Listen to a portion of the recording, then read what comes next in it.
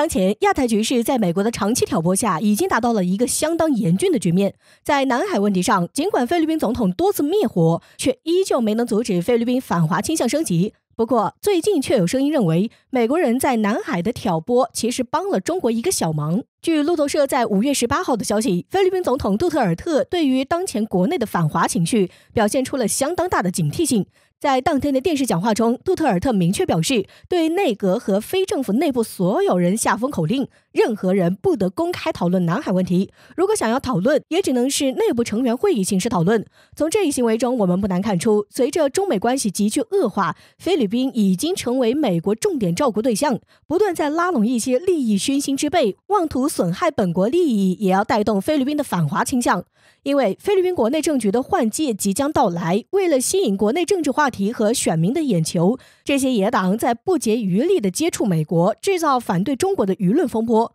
为自己谋求上位机会。然而损失的却是菲律宾的国家利益。菲律宾媒体商报就对当前非国内局势进行了分析，其中就引用到了菲律宾前任国防部长恩里莱的看法。恩里莱认为，一个总统应该做的是保护国家和人民的利益，绝对不能在其他事情身上浪费时间。在中国与菲律宾的关系中，菲律宾承担不起与中国对抗的后果。如果坚持站在美国一侧，那么菲律宾将损失更多，美国人是不会在乎的。但需要注意的是，虽然我们如今可以看到菲律宾内部还是有不少理性人士冷静地看待当前局势发展，然而杜特尔特的任期已经即将结束。如今美国支持下，菲律宾多个候选人都是坚持反华，为自己制造政治资本。这种情况下，菲律宾国内的反华浪潮层出不穷。一旦该国舆论彻底失去理性，那么南海地区我国也将多一个美国的急先锋。这一点还是需要提早防范，尽可能准备应对计划。当然了，也有分析人士认为，菲律宾国内的问题对于中国来说，也不光只有危险，机遇也同样在其中。在之前中菲往来中，因为杜特尔特的友善态度，我国在南海问题，尤其是黄岩岛问题上，始终是保持着相当克制的状态。但如果菲律宾快速站在了中国的对立面，那么在南海问题上，中国也将不再留情，完全可以利用这次关系恶化的机会，快速在黄岩岛海域实施填海造岛，进一步完善整个南海防御体系，为未来可能与美军及其仆从军做好战争准备。如果按照这个逻辑来看的话，从某种意义上来说，美国人这次在南海的挑拨，其实也帮了中国一个小忙。未来中国可以不再因为关系太好，处处留手。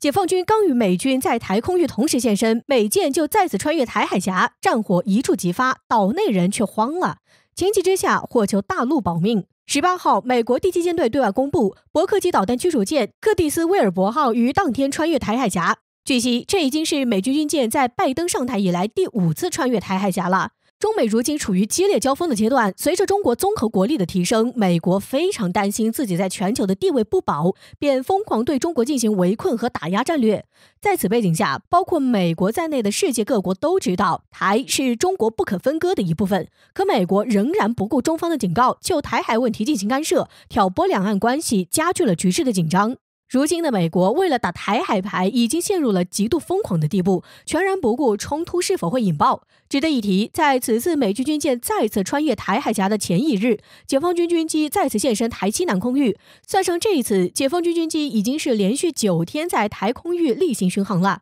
如此频繁的活动，是解放军在向对岸发出强烈警告，希望其能够停止一切危险举动。与此前解放军的警告不同的是，这次我军军机出现在台空域的同一天，美军一架侦察机也现身台附近空域，中美两国军机同时出现在台空域，这可是非常罕见的。而这也因此让岛内人担忧，双方之间的战火很可能一触即发。解放军的强势出击，目的是为了警告，但是美军军机出现在台空域的目的绝对没那么简单。美国本就希望从多个方面挑拨两岸之间的关系，此前出售武器装备就是在给予台支持，现如今派出军机，在分析看来，很可能又是一起加剧台局势升温的事件。要不然，美军不会在军机出现在台空域的次日，就再次派出驱逐舰穿越台海峡。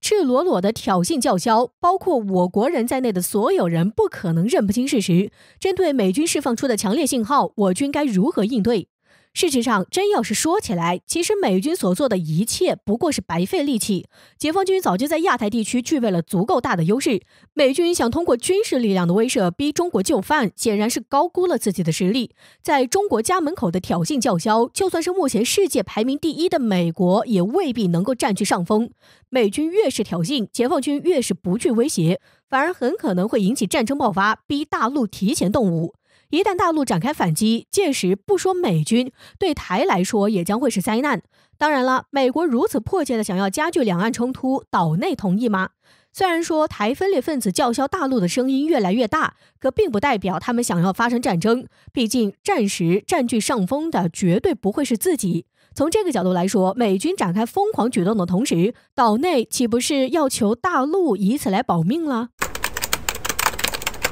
以色列开辟新战线，巴以冲突会失控吗？美国如何陷入空前孤立？美国的招数还管用吗？恶华策略如何全面失败？最近巴以局势备受全球瞩目，而在这次的事件中，美国和一些国家却反其道而行之。美国更是一边拉偏架，一边往以色列手上递刀子，而局势也正逐渐朝着拜登未曾预想的方向发展。在拜登首次表态支持停火之后，以色列空军就在18号夜间继续对加沙地带进行了60多次空袭，加上这次的伤亡人数，以色列的轰炸导致共计218人死亡，包括大量儿童和妇女。很显然，以色列并没有把拜登的话放在眼里。随后，美国国务卿布林肯也在当天表示，华盛顿正尽快制止巴以之间的暴力冲突，而且有消息人士透露，美方传达了信号，警告以色列，冲突时间越长，以色列则越因国际反对处于不利地位。这个措辞较之前更加强硬，表明美国对愈发失控局势的担忧。在这次冲突中，以色列出动了大批战机、地面部队，而据最新消息，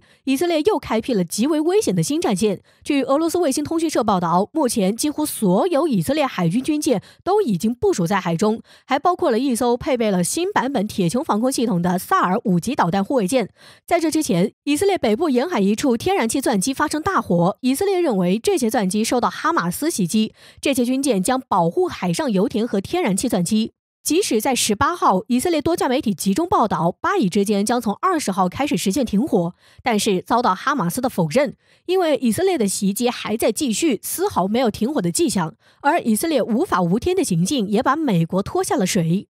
近日，世界多地出现大规模游行示威，包括以色列和美国国内，反对以色列军事行动和巴勒斯坦民众站在一起，而助纣为虐的美国也成为众矢之的。在冲突开始之初，拜登支持以色列行使自卫权，要求哈马斯单方面停火，之后又多次在联合国阻挠关于巴以冲突声明通过。最近还爆出，美国在巴以冲突之前就曾批准向以色列出口7亿美元的精确制导武器，军火贩子名副其实。对于美国的做法，我外交部发言人赵立坚表示，美方非但不积极阻止巴以冲突，反倒火上浇油。美方在安理会已陷入空前孤立，完全站在人类良知道义的对立面。在美国被多国声讨的时候，这也宣告了恶华策略全面失败。之前，拜登撤出中东，准备集中精力对付中国，但是世界警察太忙了，中东、缅甸、非洲等局势都扯着美国的步子，尤其是以色列肯定不会轻易让美国离开中东。